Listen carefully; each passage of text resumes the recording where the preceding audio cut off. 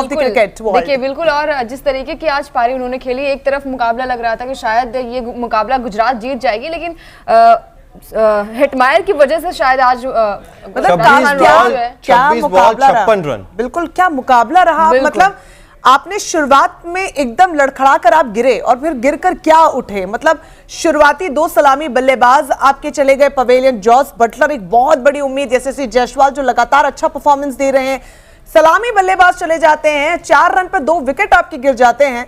मतलब वहां से तो लग रहा था कि गुजरात एक अच्छे फॉर्म में भी है, डिफेंडिंग चैंपियन भी है, तो लग ही रहा था कि बस यहाँ से निकाल ले जाएगी मैच और एक बार फिर से राजस्थान को पिछले साल की तरह मुंह की खानी पड़ेगी। लेकिन क्या जीते हैं, मतलब उस हारे हुए मैच को अपने खेमे में लेकर आए हैं। ये मुझे लगता है कि आज राजस्थान रॉयल्स के तमाम फैंस के लिए इंक्लूडिंग मी बहुत जबरदस्त वाली जीत है। 200 रन बने बना के ना जीते हो, लेकिन ये वाली जीत हमेशा याद रहेगी। बिल्कुल, खास तौर पर गुजरात टाइटंस के खिलाफ जब राजस्थान रॉयल्स की ये जीत आई है तो ये जीत खास बनी जाती है। और जॉस बटलर जिनकी हम बात कर रहे थे, आज एक भी रन नहीं बना, यानी कि बिना खाता खोले आउट हुए। और 7 साल के जॉस बटलर ने पिछले 7 साल से आईपीएल में पहला मौका है जब 0 पे आउट हुए हैं।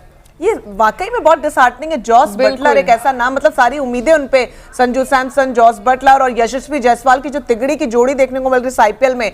हालांकि एक वक्त कोई ना चले, दूसरे वक्त कोई ना चले, लेकिन 2 तो चलने चाहिए 3 में से, जिसमें से आज सिर्फ संजू सैमसन चले जब शुरुआती बल्लेबाजों की हम बात करते हैं। और देखिए लास्ट में जब टीम लड़खड़ाती है तो उतना गम नहीं होता है, मतलब लगता है कि ठीक है आप संभाल लेंगे, आपको एक उम्मीद बनी रहती है। लेकिन शुरुआत में जब आपके 2 सलामी बल्लेबाज चले जाते हैं, मुझे लगता है कि पीछे के जो सारे बल्लेबाज टीम एक बहुत ज्यादा मॉरल उनका डाउन हो जाता है।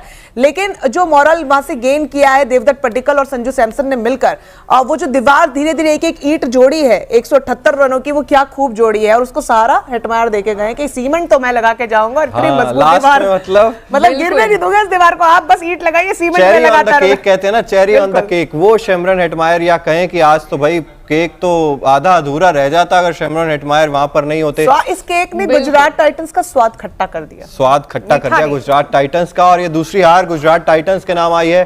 पहली जो आई थी वो कोलकाता नाइट राइडर्स के खिलाफ आई थी और अब राजस्थान रॉयल्स ने गुजरात को हरा दिया है। और अच्छी खबर ये कि राजस्थान रॉयल्स टॉप पर आ गई है एक बार फिर से, मतलब बनी हुई है।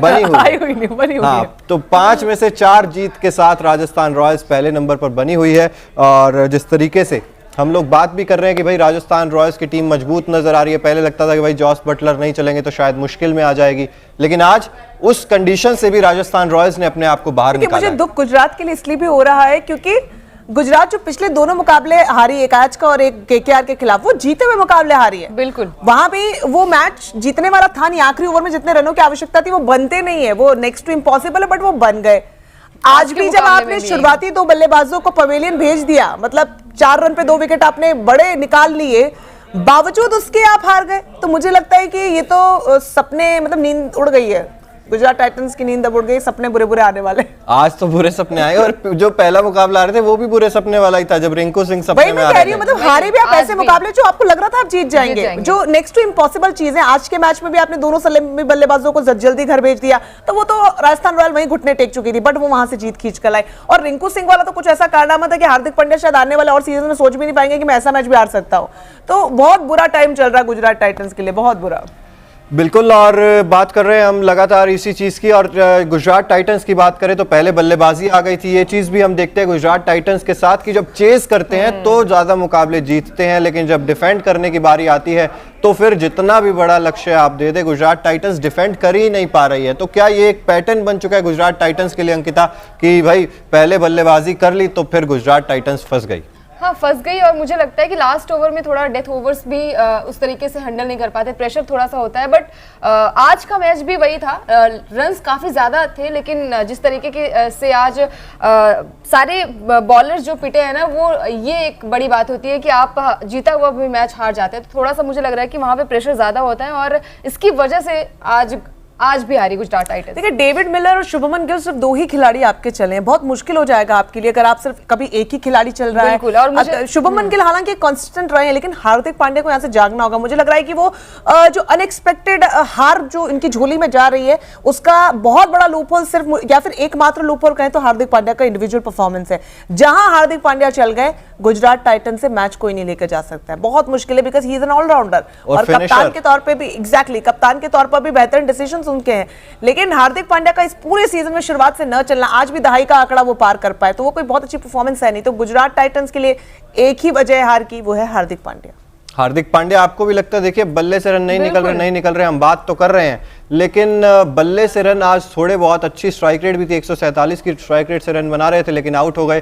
फिलहाल देखिए साई सुदर्शन 19 गेंदे 20 रन, 105 कुछ का स्ट्राइक रेट। हार्दिक पांड्या की बात करें तो जैसा कि हम लोग चर्चा कर ही रहे हैं, 28 रन आज इन्होंने बनाए 147 के स्ट्राइक रेट से। आज स्टार्ट मिल गया था, लेकिन उसके बावजूद वो बड़े स्कोर में तब्दील नहीं कर पा रहे हैं अपनी पारी को। देखिए कहीं ना कहीं मुझे लग रहा है कि थोड़ा सा अपने ऊपर काम करने की ज़रूरत है इन्हें लगता है कि हमारे जो बैट्समैन बाकी के जो हैं वो जीत दिला देंगे, तो हर बार ये नहीं हो सकता है। और देखिए जिस तरीके की आज गुजरात टाइटंस भी आज अच्छा खासा बॉलर्स पिटे उनके भी, लेकिन जिस तरीके से उन्होंने जीत निकाली है, एक हार तक वो मैच जीती, ये बड़ी बात होती है। और देखिए अगर गुजरात को ये लग रहा है कि वो एक या दो प्लेयर्स के दम पर निकाल लेंगे, तो मैं नहीं मानता कि एक या दो प्लेयर्स हैं, एक या दो प्लेयर्स नहीं है, लेकिन वो जो आपने लूप होल कहा, हार्दिक पांड्या खुद नजर आ रहे हैं, लेकिन अब आप देखेंगे शुभमन गिल लगातार चल रहे हैं, रिद्धिमान साहा किसी मैच में मार देते हैं, किसी मैच में राहुल तेवतिया मार देते हैं। ये समझना होगा चिराग, अंडरस्टैंड दी क्रोनोलॉजी। ये टूर्नामेंट जो शुरू हुआ, ये 200-200 का स्कोर बोर्ड लगा रहा है। या तो आप रूट जैसे नाबाद 100 रन बना के जाएं, तो शायद आप इस तरीके के दारोमदार या पूरा जिम्मेदारी दूसरे प्लेयर्स पर देके निश्चिंत होके जीत की दरकार कर सकते हैं। शुभमन गिल कंसिस्टेंसी डेफिनेटली अच्छा परफॉर्मेंस दे रहे हैं, लेकिन 60-70, 50-60-70 उससे ज्यादा नहीं बन पा रहे हैं। और वो इंडिविजुअल परफॉर्मेंस या फिर एक सपोर्टिव एक्टर वाला रोल करके दूसरा प्लेयर जाएगा, उससे नहीं जीत मिलेगी। या तो आपको 4-5 लोगों को एक साथ चलना होगा, और अगर सिर्फ एक प्लेयर या दो प्लेयर के दम पे मैच निकालना है, तो फिर वो रूट वाली पारी आपको खेलनी पड़ेगी। तो ये समझना होगा डिफरेंस, बिल्कुल समझना होगा। और आज गेंदबाजी की बात करें राजस्थान रॉयल्स की तरफ से, यूजी चहल 4 ओवर 36 रन 1 विकेट इन्होंने हासिल किया। और वहीं अश्विन की बात करें तो आज अश्विन के खाते में विकेट तो नहीं आई। देवदत्त पडिक्कल 25 गेंदे 26 रन, इन्होंने तो शायद मूड बना लिया था हरवाने का, अगर आउट ना होते तो शायद राजस्थान हार जाती। मुझे ऐसा लगता है कि एक अच्छा साथ दिया, मतलब जब जरूरत थी। थोड़ी सी मुश्किलात हैं गुजरात के लिए यहाँ पे कि दहाई का आंकड़ा ही बस आप छू पा रहे हैं, वो बहुत अच्छा नहीं है। लेकिन संजू सैमसन की पारी वाकई काबिल तारीफ है, कप्तान होने के नाते बड़ी जिम्मेदारी उन्होंने निभाई है, और जिस समय जरूरत है उस वक्त बल्ला घुमाया, क्योंकि पिछले मैचेस में जब बड़े स्कोर बने थे और संजू सैमसन बिल्कुल नहीं चले थे, तो जिस वक्त जरूरत है उस वक्त आपका कप्तान चल गया, बिल्कुल, तो जंगल का राजा शेर। और आज अंकिता 6 छक्के लगाए, और जैसे ही बॉल बैट से कनेक्ट होती थी आवाज निकलती थी 6 रन, 6 रन, जब भी बॉल बैट से कनेक्ट हो रही थी। बिल्कुल। और जिस तरीके से अगर बात की जाए स्टार्टिंग का मैच जहां तक था वो जाता हुआ नजर आ रहा था, लेकिन जिस तरीके से आज इन्होंने पारी, ये नाम बड़े दर्शन छोटे, नहीं, ये राजस्थान रॉयल्स के हार्दिक पांड्या हैं, वही राम बड़े दर्शन छोटे। मतलब I am so disappointed from Parag. हालांकि लक्ष्य इनको बहुत वाउच करते हैं, उनकी तो कोई रिश्तेदारी नहीं, वो खुद कह रहे थे कि भाई मैंने आज तक पराग का बल्ला चलता हुआ नहीं देखा। उन्होंने रिश्तेदारी खत्म कर दी, रिश्तेदारी खत्म करनी पड़ेगी। यशस्वी जायसवाल आज नहीं चले, 14 की स्ट्राइक रेट, 7 गेंदें खेली, सिर्फ 1 पोटेंशियल प्लेयर है, पोटेंशियल प्लेयर जायसवाल आज शुरुआत में स्ट्रगल कर रहे थे, वो मोहम्मद शमी आ रहे थे। It was just a bad day for him, but मुझे ऐसा लगता है कि आने वाले मैचेस में बिकॉज़ वो पोटेंशियल उनके अंदर दिखता है। बिल्कुल, आईपीएल में इस आईपीएल में भी कितनी बार उन्होंने परफॉर्म करके दिखाया है, लेकिन आज स्ट्रगल कर रहे थे, गेंद अच्छे से आ नहीं रही थी। और ये वो पारी जो 7 साल में आईपीएल में पहली बार 0 पे आउट हुए हैं जॉस बटलर, तो गुजरात टाइटंस और खास तौर पर मोहम्मद शमी तो इस चीज से खुश हो गए होंगे कि भाई जॉस बटलर का विकेट तो निकाल लिया था। मतलब हार्दिक पांड्या इस वक्त मतलब सबसे ज्यादा खुश थे, उन्हें लग रहा था कि बस सब हो गया, खत्म हो गया। ये वो बीमारी है जो सबसे पहले धक्का लगता है, उसके बाद दवाई देने के लिए आए कुछ खिलाड़ी और जल्दी उन्होंने रिकवर कर लिया बीमारी से, लेकिन ये वो जबरदस्त वाला बुखार है जो लग गया था। बिल्कुल, और ये जो गेंद डली थी मोहम्मद शमी की, जो बोल्ड मारा था जॉस बटलर को शानदार तरीके से, एक बहुत ही मैं कहूंगा बेहतरीन गेंद, और वो मोहम्मद शमी की क्लास थी जो जॉस बटलर को ले उड़ी। ओवर जब ये पूरे करने लगे हार्दिक पांड्या, एक विकेट भी चटकाया, इकोनॉमी भी अच्छी है, गेंदबाजी में